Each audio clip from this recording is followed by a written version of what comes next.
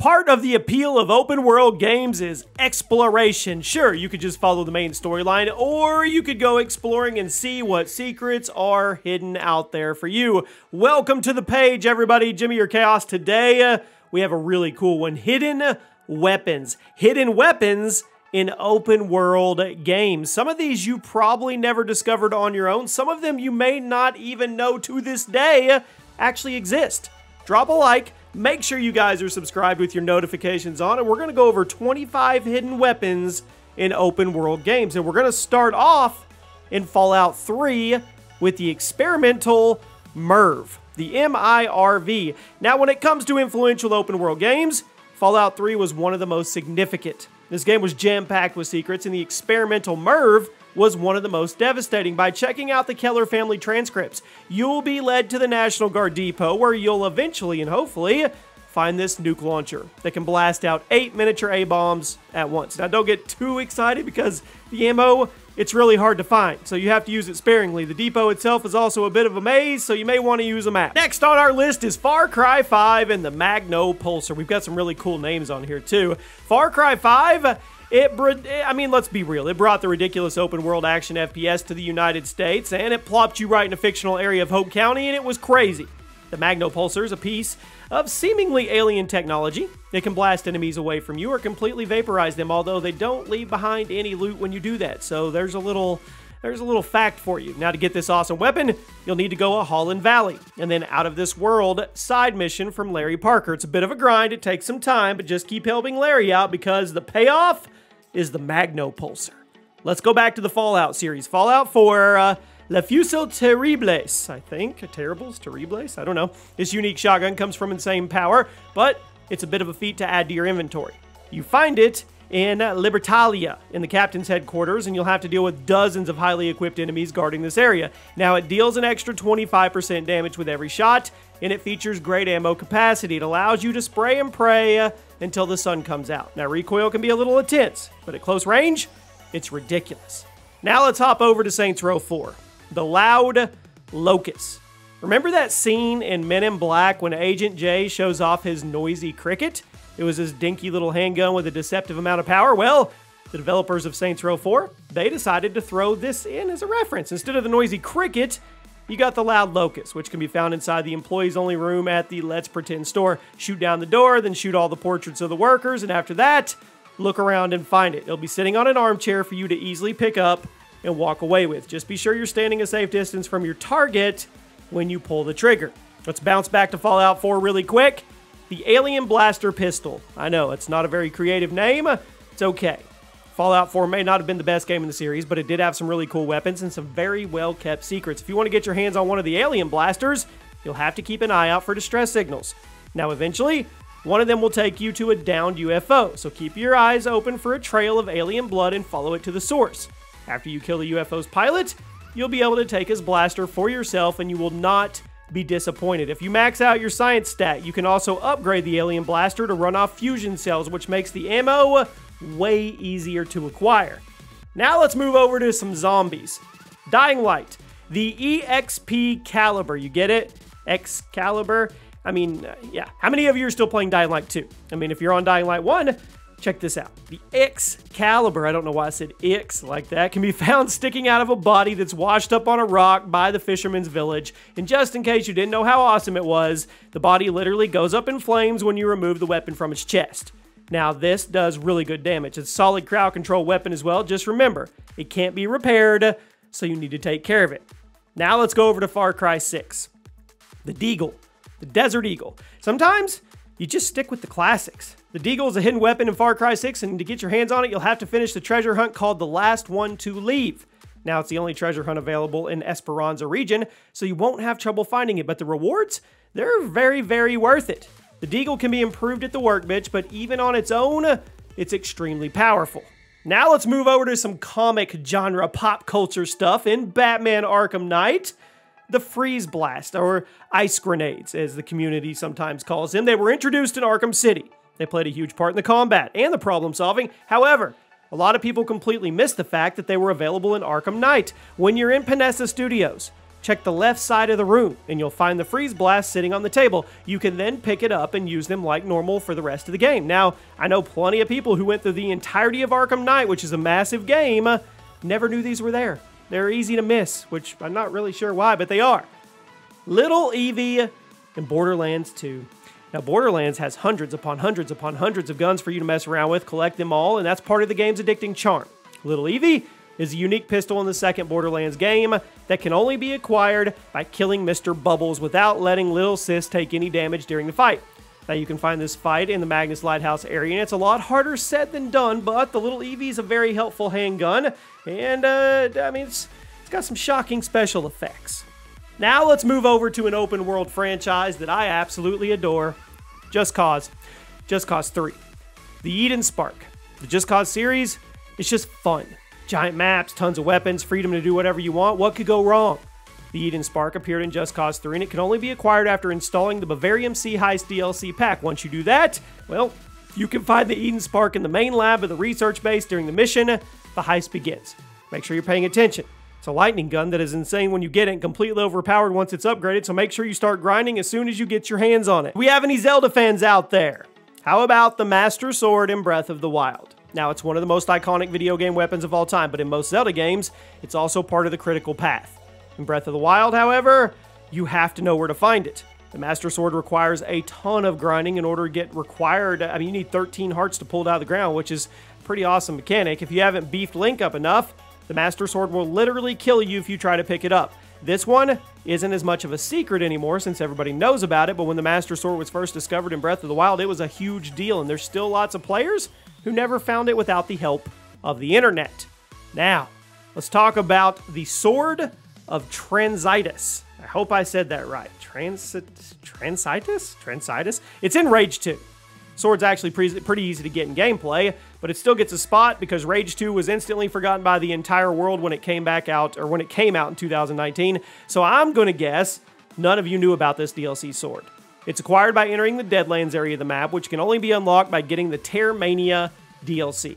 Now, the Sword of Transitus was an undeniably awesome weapon, but since it was released as DLC for a game that nobody played, it was kind of hidden in plain sight. If you get Rage 2 and it's DLC for super cheap, the sword's, it's worth purchasing. I mean, I don't think Rage 2 is a bad game, but it definitely needed to do more in order to be remembered.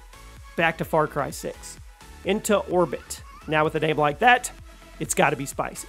The Into Orbit is a guided rocket launcher. It deals insane damage, but the game isn't just about to hand you something this strong. So to get it, the I.O., we'll call it, you have to finish the Liquid Courage treasure hunt in Val d'Oro region. Now, compared to other treasure hunts, it's not that difficult, so it's a little strange that such a powerful weapon is your reward, but now you know where it is.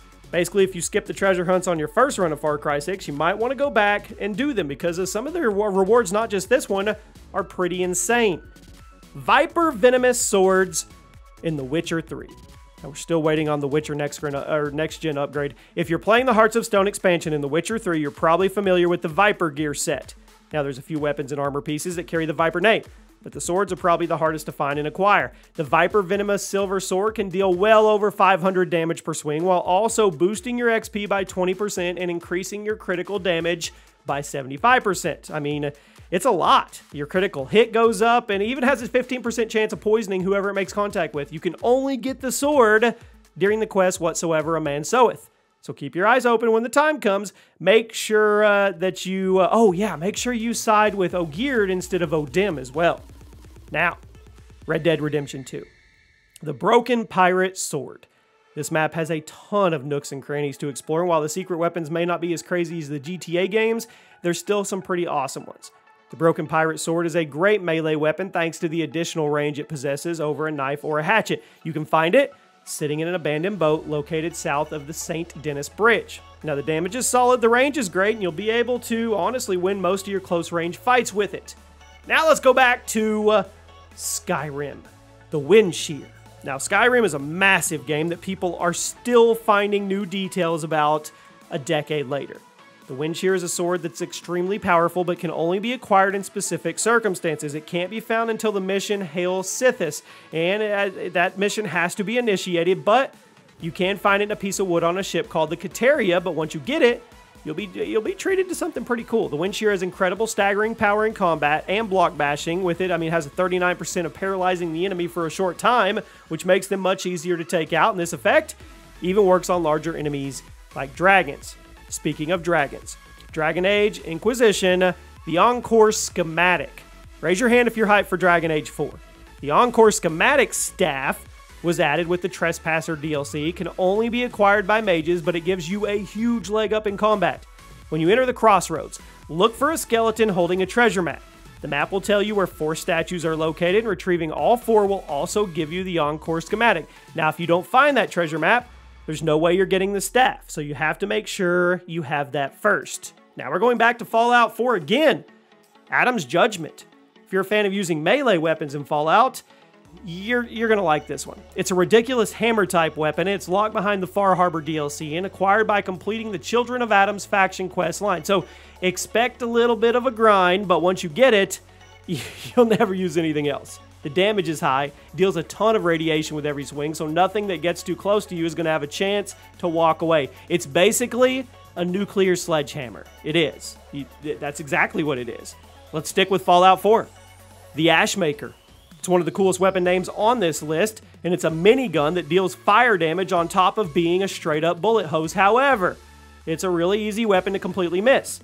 During the Big Dig quest, you'll have to side with Fahrenheit, or else you'll be completely locked away from ever holding it. So, you may not want to side with her, but if you do, you'll be treated to one of the most epic weapons in any open world game. The Ashmaker is awesome, although I'm not sure how I feel about locking a weapon this powerful to a moral decision like that, but it is what it is.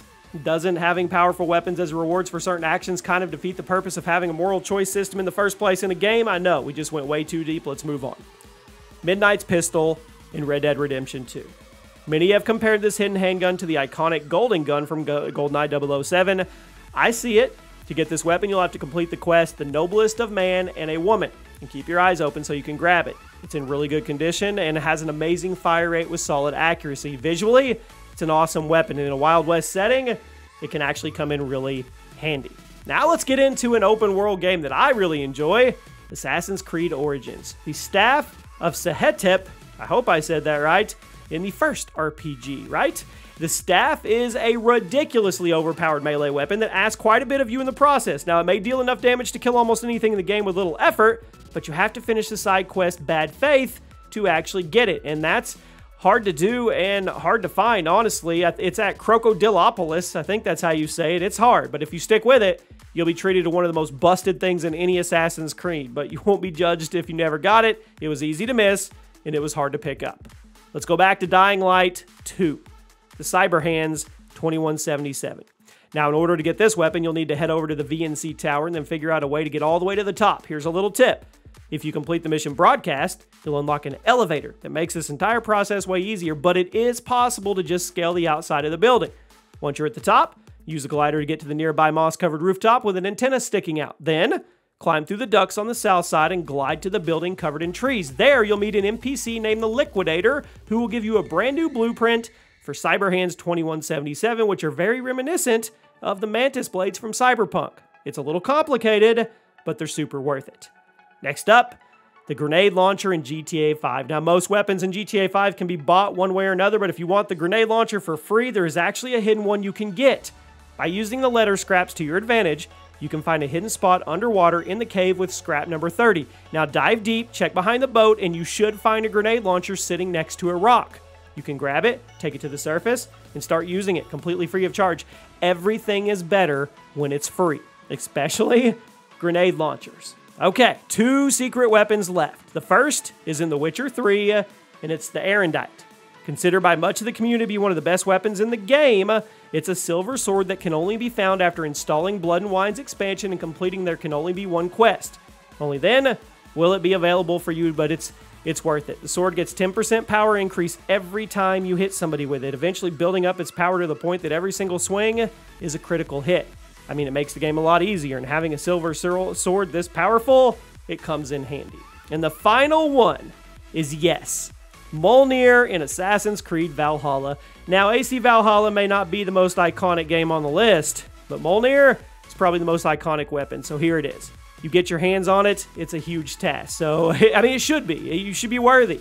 Requires a ton of traveling, a few mini boss fights, and a lot of lower level enemies getting killed along the way. You'll have to collect Thor's armor before you can get Mjolnir, and the process isn't very direct at times, but that's what makes it so satisfying when you finally lift the hammer. Start by killing the 3 daughters of Lyrien and taking out all the members of the Order of the Ancients, and then start grinding. And there you have it, my friends. Those are 25 hidden weapons in open world games that you definitely need to get your hands on. If you guys enjoyed the video, if you found it informative, drop a like, make sure you're subscribed, and I'll see you soon.